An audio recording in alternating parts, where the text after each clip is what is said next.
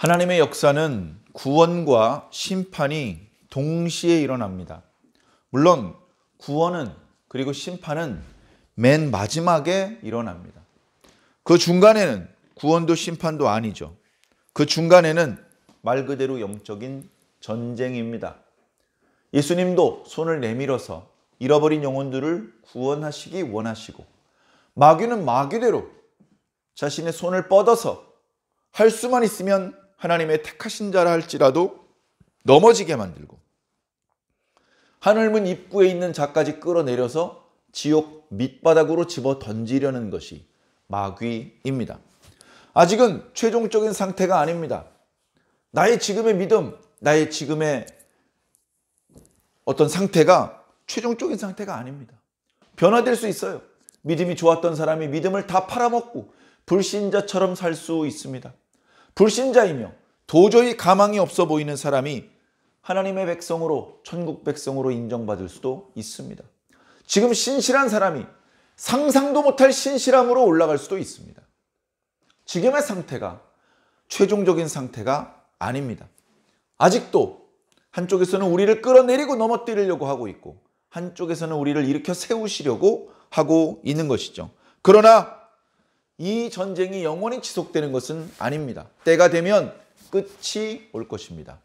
끝이 되면 지금까지 그 사람의 행위에 따라서 갚아주실 것입니다. 그래서 요한계시록에는 유난히 네 행위대로 갚아주실 것이라는 말씀이 여러 번 반복되고 있습니다. 살아있는 동안에 인내하고 우리에게 주신 말씀을 지키고 믿음을 지킨다면 하나님께서 좋은 곳으로 갚아주실 것이고, 살아있는 동안에 인내하지 못하고 믿음을 지켜내지 못하고 거짓에 속아서 여러 범죄에 가담했다면 그에게는 큰 불행이 찾아올 것입니다. 요한계시록에 무수히 많은 재앙의 말씀 사이사이에 그 재앙에 떨어지지 않고 또 여러 가지 환난을 피해서 끝까지 남는 하나님의 백성들, 또 그들이 받게 되는 축복에 대한 말씀들이 나타나고 있습니다. 그 두 가지 사건이 마지막 때에 동시에 일어날 겁니다. 노아 때에도 노아의 가족 8명은 구원을 받았지만 나머지 사람들은 홍수의 심판으로 죽을 수밖에 없었습니다. 롯 때에도 롯과 그의 가족들은 죽음의 자리에서 빠져나올 수 있었지만 그 나머지 사람들은 소돔과 고모라에서 죽을 수밖에 없었습니다. 세상 지말에도 마찬가지입니다. 우리 스스로의 힘으로 모든 것들을 예측할 수 있고 알아낼 수 있고 대비할 수 있고 막아낼 수 있고, 그럴 거면 하나님이 뭐가 필요하겠습니까? 우리는 못합니다. 우리는 알지도 못하고 힘도 없습니다. 그러니 알려고 하고 힘을 키우려고 하는 것이 아니라 다 아시는 분, 진짜 강하신 분 편에 서는 것이 지혜로운 것일 것입니다. 마귀도 많이 알고 있습니다. 마귀도 힘이 엄청 셉니다. 그러나 마귀 편에 서는 것은 어리석은 일입니다. 왜냐? 마귀는 최후에 승리할 수가 없습니다. 최후의 패배가 예정되어 있습니다. 이미 한번 꺾였습니다. 마귀를 따르는 자들은 마귀가 멸망하는 날 함께 멸망할 수밖에 없습니다. 그러나 그 마귀에게 속지 않고 끝까지 예수 그리스도를 의지하는 사람들에게는 놀라운 은혜와 축복이 나타날 것입니다. 지금까지 우리는 예를 들어서 최근에 묵상했던 13장과 14장의 말씀을 통해서 마귀의 역사, 마귀가 여자의 남은 자손과 싸우려고 바다 모래 위에 섰는데 거기서 두 짐승을 부릅니다. 바다로부터 올라오는 짐승이 있고 땅으로부터 올라오는 짐승이 있습니다. 그 짐승들은 용에게 권세를 받아서 엄청난 능력을 행하고 말하는 입을 받아서 사람들을 거짓으로 속입니다. 우상을 만들고 우상 앞에 경배하게 만듭니다. 사람들이 누가 이 짐승과 같이 큰가? 누가 이 짐승과 같이 강한가? 누가 이 짐승과 맞수가 될 수 있겠는가? 절대적인 능력을 가진 존재로다. 모든 세상 사람들이 그 짐승에게 굴복합니다. 그 짐승이 만든 우상 앞에 경배를 드립니다. 그 짐승의 이름, 그것을 자기 이름과 손에 쓰고 다닙니다. 그런데 따르지 않는 자들은 경제적으로 막대한 손해를 입히게 만듭니다. 매매를 하지 못하게 합니다. 그리고 며칠은 죽이게 한다고 기록하고 있습니다. 죽을 수도 있습니다. 짐승에게 경배하고 그 이름을 받는 것은 영적인 죽음이고 지옥행 티켓을 끊는 것이기 때문에 그것을 아는 성도들은 짐승이 시키는 대로 할 수가 없습니다. 그런데 짐승의 말을 따르지 않으면 죽어야 되고 가난해져야 됩니다. 어떡합니까? 어떡하긴 뭘 어떡합니까? 죽더라도 예수님을 놓으면 안 됩니다. 가난해지더라도 짐승에게 굴복해서는 안 되는 것입니다. 그래서 많은 사람들이 짐승을 따르지만 소수의 사람들은 짐승을 따르지 않습니다. 그런데 영원할 것만 같았던 용과 짐승의 권세가 종지부를 찍으려고 그 피크를 지나서 몰락의 길로 접어들고 있습니다. 14장에는 그렇게 용과 짐승에게 굴복하지 않은 자들, 여자로 더불어 더럽히지 않고 정절이 있으며 어린 양이 어디로 인도하든지 따라가는 자, 땅에서 구속함을 받아서 처음 익은 열매로 하나님과 어린 양에게 속한 자, 그런 사람들이 시온산에 서서 새 노래로 하나님을 찬양합니다. 그러니까 이 세상 사람들이 다 비슷비슷하게 생긴 것 같아도 두 부류로 나눠집니다. 짐승의 이름을 이마에 쓰고 다니는 자와 하나님과 어린 양의 이름을 이마에 쓰고 다니는 자로 나누어지는 겁니다. 짐승의 표를 받는 자와 하나님의 인침을 받는 자로 나누어지는 겁니다. 내가 누구의 소유이냐? 내 이름에 하나님의 이름이 있다면 내 이마에 나는 하나님의 소유입니다. 내 이마에 짐승의 이름이 있다면 짐승의 소유죠. 짐승이 지옥에 떨어질 때 함께 따라갈 수밖에 없습니다. 누구의 이름을 우리들의 이마에 쓰고 다니겠습니까? 물론 이 이마는 우리 눈썹 위에 얼굴을 말하는 게 아닙니다. 영적인 의미가 있는 것이죠. 우리들의 마음과 영혼을 말하는 것입니다. 내가 진심으로 예수님을 믿고 진심으로 하나님을 사랑하는지 여부를 말씀하고 있는 것입니다. 그리고 말씀을 보면 중간이 없다는 걸 알 수 있습니다. 하나님의 이름과 짐승의 이름을 동시에 받는 것도 불가능하고 하나님의 이름도 짐승의 이름도 아무 이름도 안 쓰는 것도 불가능합니다. 둘 중에 하나를 써야 됩니다. 도망을 가고 회피를 해도 결국 피하지 못하고 직면하는 순간이 올 것입니다. 둘 중에 하나를 반드시 선택해야 되는 상황이 올 것입니다. 하나님과 예수 그리스도의 이름을 선택하면 죽을 수도 있고 가난해질 수도 있습니다. 그런데도 불구하고 하나님과 예수 그리스도의 이름을 선택하는 자들이 있습니다. 그들에게는 고난이 있겠죠. 그러나 그 고난이 끝이 아닙니다. 최종적인 상태가 아닙니다. 고난의 터널을 지나면 다시 밝은 빛이 열리는 것입니다. 오늘 말씀에도 구원과 심판의 이야기가 모두 나타나고 있습니다. 오늘 2절과 3절 그리고 4절 말씀에 구원받은 자들의 모습이 나타나고 있습니다. 이 말씀은 지난 시간에 묵상했던 14장 말씀 앞부분과 상당히 유사합니다. 14장 앞부분에는 구원자들 14만 4천이라고 이름을 상징적인 숫자로 그들을 이렇게 부르고 있습니다. 14만 4천은 7장 말씀을 보면 하나님의 인을 맞은 자입니다. 하늘의 네 천사가 내 바람을 붙잡고 있는데 그 바람이 불도록 내버려 뒀다가는 땅이나 바다나 나무를 다 해칩니다. 그 과정에서 하나님의 백성들까지 상하면 안 되기 때문에 불지 말아라. 내가 먼저 살아계신 하나님의 종들의 이마에 인을 쳐야 된다. 그 전에는 바람이 불게 해서는 안 된다.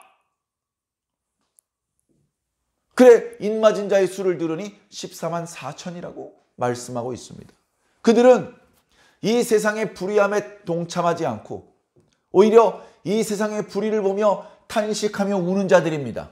깨어있고 그 불의에 가담하지 않고 고난이 있더라도 주신 바 말씀과 믿음을 굳건하게 지켜내기 위해서 고난을 달게 참아내는 자들입니다. 그들의 이마에 하나님께서는 당신의 이름을 써놓으십니다.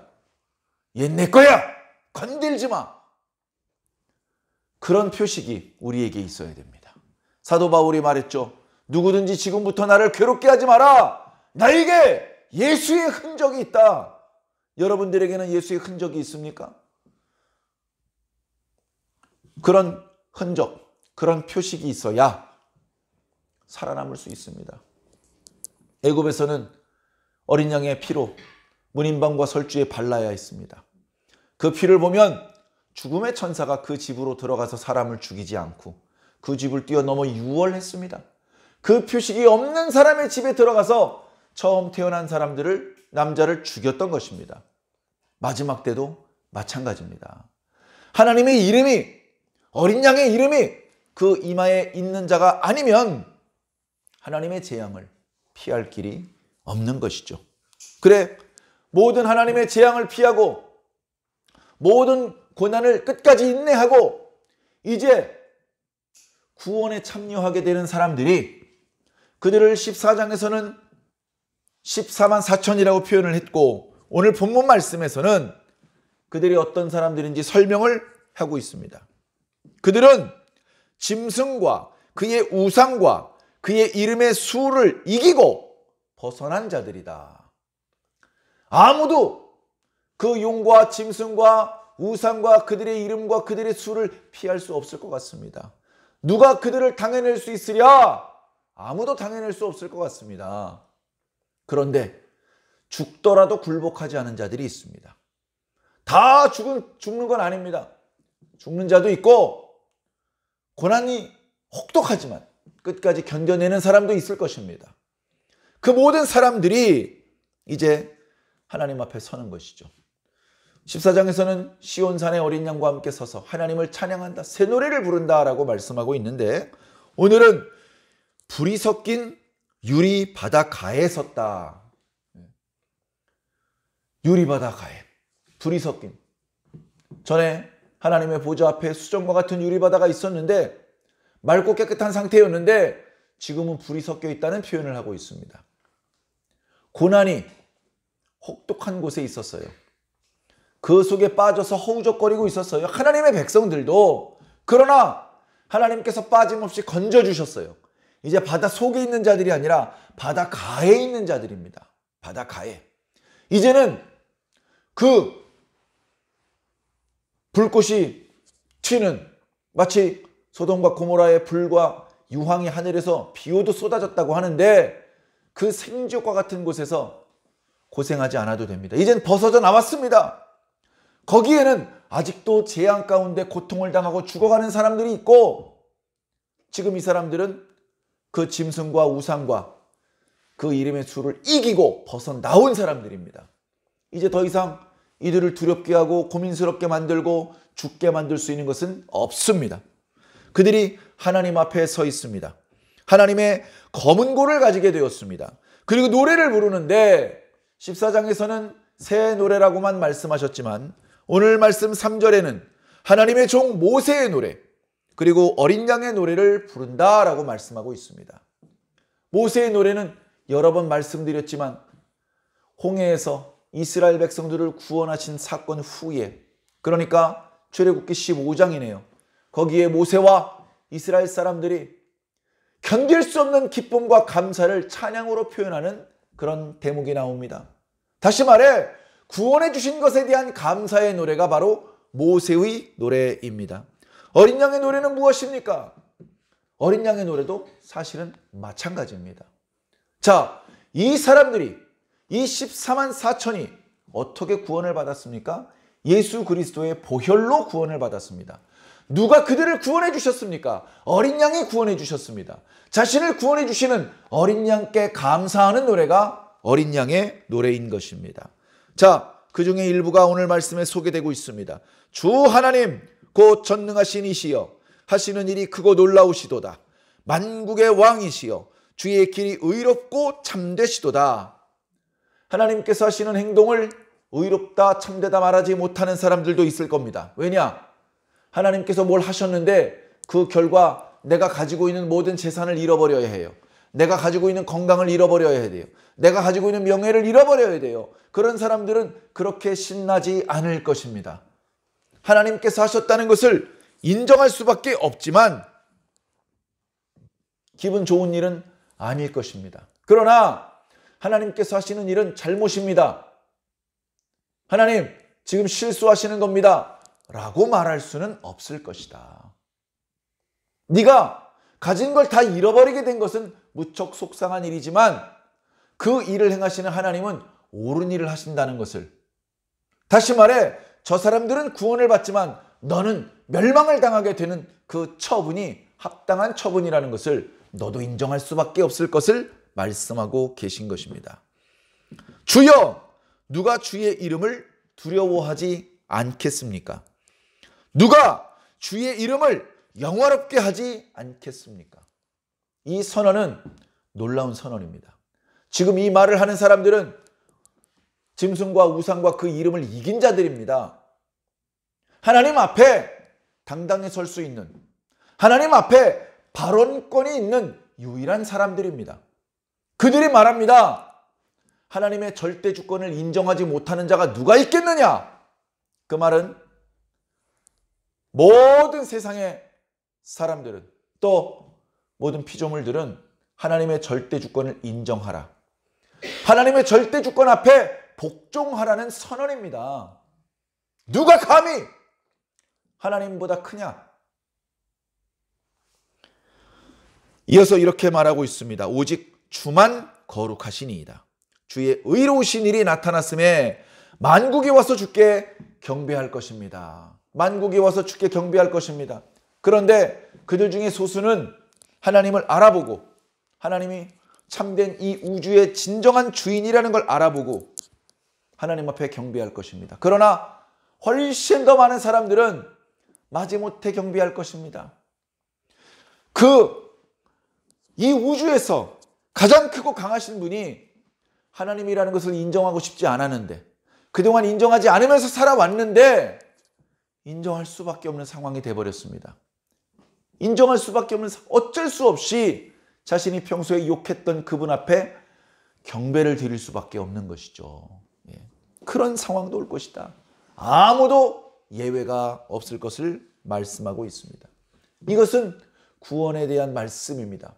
이어지는 5절의 말씀, 1절에서 이어지는 말씀이죠. 심판에 대한 말씀입니다. 1절 말씀을 보면 하늘에 크고 이상한 다른 이적을 보니 7 천사가 있습니다. 지금까지도 7 천사가 있었죠. 7 나팔을 불었던 바로 그 천사들입니다. 그리고 보좌 앞에 등불 켠 것이 있으니 하나님 보좌 앞에 7영이라. 예수 그리스도의 머리에 7 눈이 있는데 온 땅에 보내심을 받은 7 영이다. 바로 그 7 천사입니다. 그 7 천사가 이번에는 하나님의 마지막 재앙을 쏟는 역할도 맡게 됩니다. 7 천사가 7 재앙을 가졌으니 곧 마지막 재앙이라. 이 마지막이라는 의미가 무엇인지 정확히 모르겠습니다. 일단 요한계시록에 기록된 7의 재앙 시리즈, 7인의 재앙들, 7 나팔의 재앙들, 7 대접의 재앙들이 있는데 그 재앙들 중에는 마지막 재앙입니다. 하나님의 진노가 이것으로 마칠 것이다. 그러더니 6절에 하늘의 증거 장막의 성전이 열립니다. 하늘에. 자, 장막은 뭡니까? 성전을 솔로몬 때 건축하기 전에 하나님께서 모세를 통해서 명하셨던 성막이죠. 하나님의 임재와 그 광야에서 모든 신기하고 놀라운 능력이 시작되는 장소였습니다. 하나님의 구원과 하나님의 속죄의 은혜가 시작되는 곳이기도 합니다. 그런 의미가 있다는 것이죠. 그리고 증거라는 말은 옛날에 이 십계명, 2 돌판에 새겨져 있던 십계명을 보관했던 상자, 그것을 언약궤라고 말합니다. 법궤라고 표현되는 곳도 있고요. 증거궤라고 표현되는 곳도 있습니다. 여기 증거 장막은 바로 그런 겁니다. 증거궤가 있는, 하나님의 임재가 있는, 하나님의 말씀이 있는 그런 성전, 하나님의 놀라운 은혜가 시작되는 성전인데 지금은 이 성전에서 하나님의 심판이 시작됩니다. 자, 성전의 문이 열리는데 7 재앙을 가진 7 천사가 성전으로부터 나왔습니다. 성전으로부터 나왔다는 것은 그 안에 계신 이에게 뭔가 명령을 받았다는 것입니다. 그 안에 계신 분은 다름 아닌 하나님이십니다. 하나님의 명령을 받은 7 천사를 누가 가로막을 수 있겠습니까? 그들에게는 하나님께서 제사장의 의복을 입혀 주셨습니다. 맑고 빛난 세마포 옷을 입었고 가슴에는 금띠를 띠었다라고 말하고 있습니다. 네 생물 중에 하나가 영원토록 살아계신 하나님의 진노를 가득히 담은 금대접 7을 그 7 천사에게 줍니다. 전에 나팔 불기를 예비할 때는 나팔을 주셨는데 이번에는 대접을 주십니다. 금대접이긴 하지만 그 안에는 하나님의 진노가 담겨 있다고 합니다. 하나님의 진노라고? 하나님 그렇게 화 잘 내는 분이셨나? 아니죠. 하나님은 참고 또 참는 분이십니다. 그러나 결코 영원히 참는 분은 아닙니다. 때가 돼요. 그 진노가 쏟아질 때가 된 것입니다. 하나님의 진노는 순간적이고 우발적이고 개인적인 감정에서 시작된 진노가 아닙니다. 하나님의 언약과 말씀과 자비 가운데 그 자비를 무시한 사람들을 향한 의로운 분노이십니다. 그 분노가 담겨져 있고 그것이 쏟아지면 아마도 7인의 재앙과 7 나팔의 재앙보다 더 강한 재앙이 땅에 쏟아질 것 같습니다. 그래 마지막 구절에 하나님의 영광과 능력으로 말미암아 성전의 연기가 가득히 차매. 성전의 연기가 가득 찹니다. 과거에 성막을 처음 건축했을 때에 성막이 천막이지만 어찌되었건 건축했다고 표현하거든요. 그랬을 때에 성막에 있는 모든 기구들과 그 성막에 쓰여진 모든 재료들에 하나님께서 말씀하신 대로 성유를 뿌리며 성결케 했습니다. 모세가 마지막 순간까지 하나님 앞에 봉헌하기에 부족함이 없는지 점검하고 있는데 그 성막 안쪽에서부터 구름이 피어올랐습니다. 구름이. 연기가 피어올랐습니다. 그 연기가 빽빽하게 그 안을 가득 메웠습니다. 그리고 그 연기는 우리가 알고 있는 안개, 구름 또는 불을 피웠을 때 거기서 나오는 연기와는 또 다른 것이어서 그 연기의 기운에 밀려서 모세가 밖으로 밀려 나왔습니다. 그리고 다시 들어가려고 했는데 그 안에 연기가 빽빽해서 비집고 들어갈 수 없었습니다. 그 연기는 하나님의 임재를 상징하는 연기입니다. 그 연기가 지금 요한계시록 15장 맨 마지막 구절에 성전 안에 가득히 피어났다. 그래서 뭡니까? 7 천사의 7 재앙이 마칠 때까지는 아무도 성전의 능히 들어갈 수 없다. 당대 최고의 의로움, 영적인 신실함, 그것을 갖추었던 모세도 들어가지 못했는데 누가 들어갈 수 있겠습니까? 다시 말해 이 7 재앙이 마칠 때까지 중간에 하나님 멈춰주세요. 아무도 멈출 수 없다. 예정되어 있는 재앙이 중단 없이 끝까지 다 쏟아질 것이다 라고 말씀하고 있는 것입니다. 사랑하는 성도 여러분, 구원과 심판 중에 하나를 선택한다면 무엇을 선택하시겠습니까? 깊이 생각해 볼 필요도 없지요. 구원을 선택하셔야 됩니다. 말은 구원을 선택하시겠습니다 라고 하지만 예배 끝나고 집으로 돌아가는 길에 우리의 일상생활을 사는 순간순간의 삶의 그 현실 속에서 우리가 구원받기에 합당한 말과 행동과 생각을 하며 사는지, 야단 맞아야 마땅할 그런 생각과 말과 행동을 하며 사는 것은 아닌지 스스로 돌아보시기 바랍니다. 다른 사람에 대해서는 엄한 잣대를 들이대며 자기 자신에게 너그러운 잣대를 들이대는 사람들이 많죠. 속말로 내로남불이라고 하는데 우리 신앙인들은 절대 그런 방식으로 자신을 내버려 둬서는 안 될 것입니다. 더 엄밀하게 자기 자신을 일으켜 세워야 됩니다. 옆구리를 스스로 꼬집어야 됩니다. 정신을 차리고 깨어 기도해야 됩니다. 다 졸며 자고 게으름을 피우더라도 나라도 깨어있고 나라도 구슬땀을 흘리며 충성을 다해야지. 그런 마음을 먹는 자들이 불이 섞인 유리가 다 가해서 살아계신 하나님의 종 모세의 노래와 어린 양의 노래를 부르게 되는 것입니다. 꼭 하나님 앞에서 그 승리의 노래를 부르게 되시기를 예수님 이름으로 간절히 축원합니다. 아멘.